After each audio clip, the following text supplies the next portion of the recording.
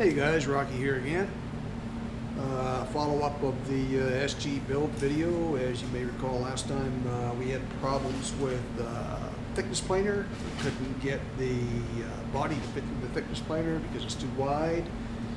I decided that I would try to use the handheld planer that I have here, and it's a 3-inch width, and not ideal for trying to do a thickness planing on something as wide as a guitar body. Probably because I don't know how to use it yet. I'm still trying to figure that out for certain. Kind of what I suspect.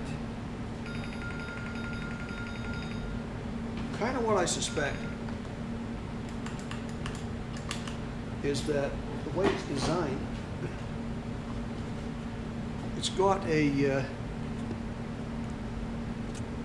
notch or a line cut right up through here, and I think that's kind of a sight.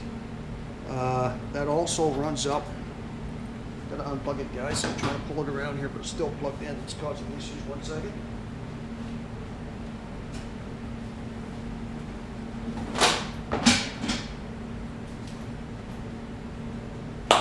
Good thing about that is I can edit it out. I figured out how to do that now. Got an editor that works. It's a Microsoft Windows editor.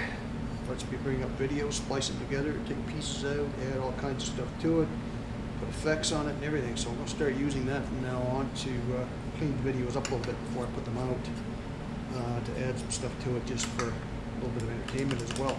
So yeah, I see now that this actually has a line here, and this also comes up here, seems to point with an arrow. It points up to here, which is probably the center. Now I'm not sure what the idea is for that, but I think that might be the indication for your overlap.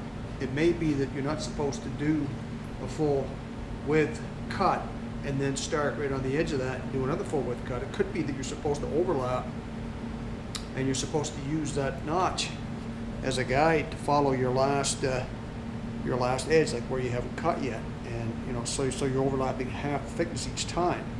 I'm not sure if that's right, but I'm going to give that a try. Not this video, but I am going to give that a try on a future video to see if that is what that is for.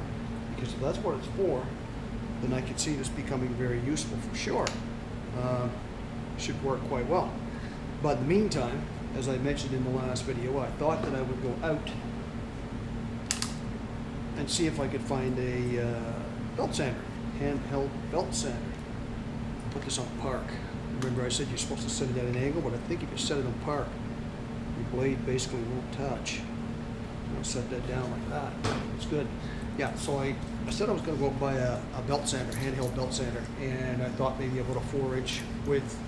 I went to Home Depot, and they do have some there, and I did buy one, but I couldn't find a 4-inch. I had to settle for a 3-inch, which should probably work just as well. 4-inch would have been nice, but they didn't have one in stock. I wasn't going to run all over the place to try to find one someplace else, Canadian Tire or whatever, so I grabbed the one that they had there at Home Depot, and actually not Home Depot. Yeah, it might have been Home Depot. I forget.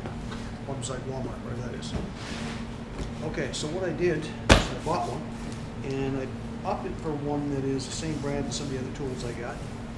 Actually, a lot of the tools I picked up are Ryobi, and this one was Ryobi, this sander, and it was 65 or 67 bucks, something like that, plus tax, which is a lot cheaper than I thought. Initially, I thought about 120 bucks, but it's still in the box. I haven't even opened it yet, so I'll kind of do an unboxing, just see what we've got. I haven't even looked at it. I don't know. It's supposed to come with one belt. I did buy another pack of 2 more belts. I thought it was only one belt when I picked it up. 7 bucks. Turns out it looks like there's 2 belts in there. This is 80 grit, and it's 3 by 18. That's the size of the this little unit that I got. It is a 3 by 18 belt sander, so I've got the right belt for it. The new one I just picked up are the right ones. So what I'm going to do, I'm going to crack her open, see what we've got in here, and I'm sure that this is going to be a whole lot easier to use than that hand planer. So most of this stuff all comes with the little bag. I don't know how useful that is. To me, it seems as though they don't really do a whole lot, or don't really use them. They let dust go all over the place. I just found a good use for that sawdust here a little while ago. I was trying to clean up my floor, and I'm all out of the floor cleaning stuff. So I had a box sitting in behind here that was catching a lot of my sawdust. Not catching everything, but catching a lot of it. So I decided that I would go into that box and grab a few handfuls of sawdust, and bring them out and throw them down on the floor where it was wet, where the vehicle snow had melted off on the floor and stuff, and antifreeze leaked out too, of course, a little bit. And I used the sawdust to clean the floor, and it actually works pretty good. So I'm going to try to come up with a better system for capturing the dust, and set it up so that it captures dust on whatever, or sawdust on whatever machine I'm using at the time. Something I'm not going to have to switch back and forth, something that will funnel from every machine into a box. A box is pretty good for catch. It's a pretty good sized box, good for catching the dust, sawdust, and it'll hold it quite a bit. So what I'm going to do is, like I said, capture the dust, and I'm going to try to use that going forward as a floor cleaning substitute, instead of going out and buying the stuff that you get Canadian Tire or whatever. That stuff's great, but the problem is you got to dispose of it afterwards, but you will have the sawdust as well. But it, you know, I'm paying for it, right? And here I'm buying this wood, and I'm generating a lot of sawdust off it, and basically it's a lot of waste, and might as well use it for something. So I get a secondary use out of it, like cleaning the floor, then I'll do that. But anyway, let's get back to the unboxing here. So there's the sock, or whatever you want to call it, catching the dust. Ryobi, a little zipper on the back. She fills up. Take it off. I don't know why you couldn't just dump it that way, but I guess maybe it's faster. Unzip it here, dump it out, maybe a little quicker. So we've got that. Of course, everything is in a bag. Ryobi, all the Ryobi tools are this nice lime green or yellow, whatever you want to call it, which I kind of like. My rigid is orange. My planer is rigid, it's orange. My table for my router is blue. It's a Mastercraft. I don't want to spend a lot of money on that, so Mastercraft's table, it works well. Actually, it came with the router too, so it was just shy of $300 for the table and the router together. Pretty heavy duty router. So there's the box. There's not much more else in the box except things that we usually never bother paying much attention to, but it's there if I ever need it. So what I'll do is I'll put the box away just in case there's an issue and I have to take it back if it doesn't do its job the way it's supposed to, or if there's anything wrong with it. So there it is. It's already got a belt on it. Made by Ryobi, like I said. I think that's probably, yeah, you pull this way, that'll loosen up once you take the belt off, but I don't want to do that. I'll leave the belt on for now.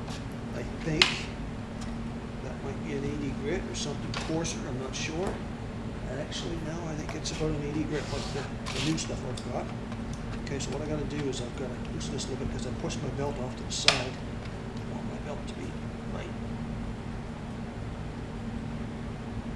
there, I guess. We'll try that, see how that goes. This must probably be for tightening it. Oh no, it's actually for moving this wheel one way or the other so you can make the belt run straight. If it's not running straight, you can adjust that right there, I think. Of course, it's got the it's got a trigger lock. It's not like the other one I was using the other day, the planer. You can't lock the trigger down on that one, but you can lock the trigger on this one. It's locked. That little button there helps you lock it. It doesn't have a safety mechanism so that you can't pull the trigger like the planer does. That's pretty simple. There's not much more to it than that, I guess. Good feeling hand grip and everything. So I'm going to try that on the SG that we started working on the other day. Problem is now I do have the template stuck on there. I do have the bevels marked out. I don't want to sand the bevel marks off and have to do that over again. So I'm going to be really careful. I may try to see if I can do the bevel a little bit with this sander. That's a possibility. To get this cord straightened out. Just, you guys probably can't see what the heck is going on over there. We're trying to straighten this cord out a bit. There's got the kinks where it was wrapped up. So yeah, I'm going to go ahead and stick the body of the SG back down on the table using the good old blue tape again. Minimize the amount of tape I use, but I'll use that to stick it down. I've got my thickness measuring device here, and I checked the thickness. The thickness here is actually it's an 1 7/8, roughly 1 7/8. So I've got quite a ways to go yet before I get to the 1.5 inches. So I can take a lot off of it yet. So there's no issues there, no worries about that. So what we're going to do is we're going to go ahead and we are going to stick this guy back down on the table right here, same way we always do. A little bit of tape, not too much, just a little. This time we'll try to get it right. Put a little bit there, and I won't use as much as I did last time because even that was too much. Just use about 1 inch. Of course, I screwed it up first thing. Okay, I think I managed to fix it. Okay, put a little piece right here. I mean, I was going to cut it like this, and I thought, now I don't want to score the body of the guitar, but the thing is, I'm going to sand that anyway, so I can do that. Probably easier than the way I've been doing it. Yeah, much easier. Okay, there we go. You've seen all this before, nothing special about this. Same as always, just using a little less. Get a grip on it here, back off it there. Do the same on the other end. Same old, nothing new. You guys have seen all that. Now the belt sander, I want to go with the grain, but it's not as critical as the other tool I was using. But I will still go with the grain because that's the way you're supposed to sand, not across the grain. So we'll stick this little puppy right back down there, like that. And she's got a grip. Okay. Now, I'm reluctant to peel this off.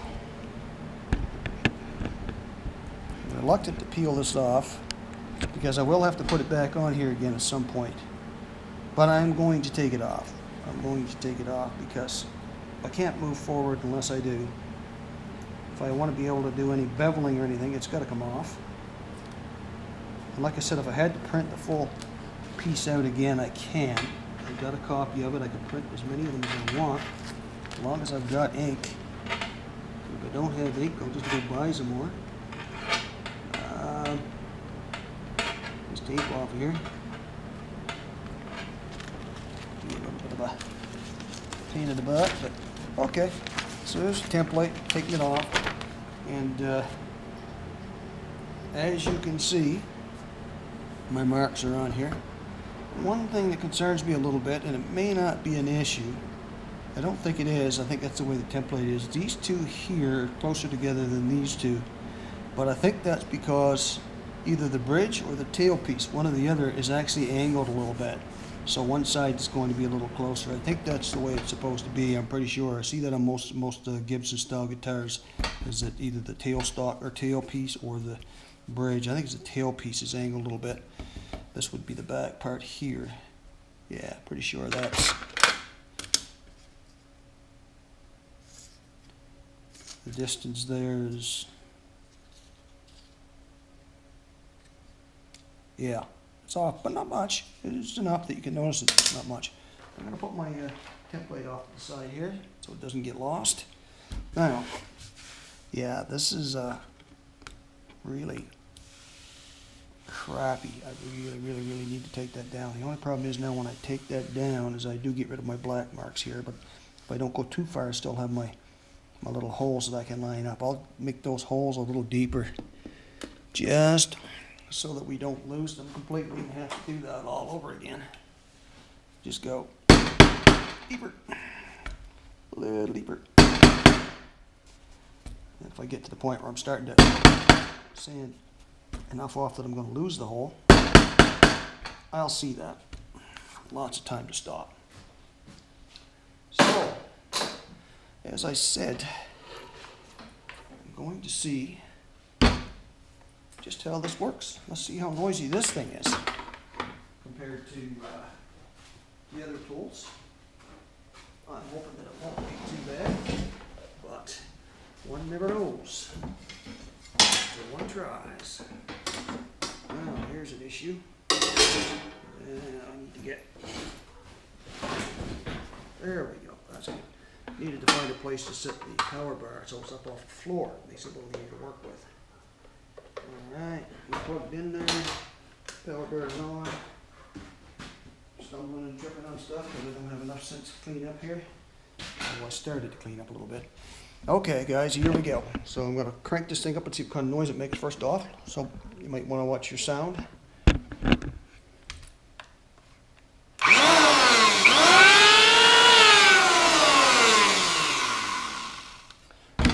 I would say that's just as noisy as the planer. Maybe it won't get as noisy as the planer when it's cutting into the wood. The planer makes quite a bit of noise when it does that. So let's give it a little whirl here and see what happens. What I'm going to do first. Actually, you know what I'm going to do first, guys? I think what I'm going to do first is I'm going to grab my handheld angle grinder. See if I've got one that's already got the sanding disc on it, and do a little bit of beveling first. Go ahead and do some beveling right here on this edge here first, because I want to get that down before I start.